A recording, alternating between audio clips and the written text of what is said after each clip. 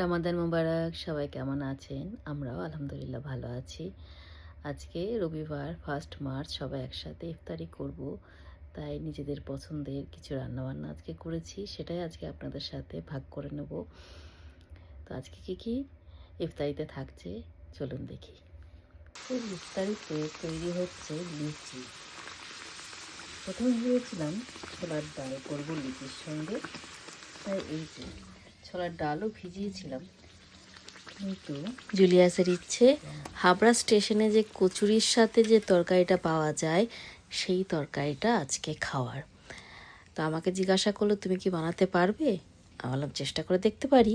তাই ছোলার ডাল ক্যান্সেল করে তৈরি হলো হাবড়া স্টেশনে কচুরির সাথে যে তরকারিটা পাওয়া যায়, ভাঙা আলু সঙ্গে মটর বা ছোলার ডাল থাকে সেইটা। জানি না কতটা পেরেছি, খাওয়ার পরে বলতে পারবো। আপনারা যারা হাবড়ায় যাওয়া আসা করেছেন নিশ্চয়ই একবার না একবার খেয়েছেন নিরামিষ তরকারি। যদি খেয়ে থাকেন কমেন্ট বক্সে জানাবেন অবশ্যই।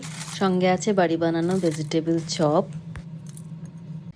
রুয়াবজা করেছি, এর মধ্যে আছে চিয়া সিড, এসবগুলোর ভুসি দিয়ে রেখেছি। রোজা রাখা হয়, সারাদিন না খাওয়া থাকে, তার জন্য যাতে পেটটা ভালো থাকে তার জন্য একটু এসবগুলোর ভুসি আর চিয়া সিড দেওয়া আছে। এটা ভেজিটেবল চপ, গাজরের হালুয়া, এখানে আদা ছোলার ডাল আর খেজুর রয়েছে, কিছু ফল রয়েছে, আর যে লুচি।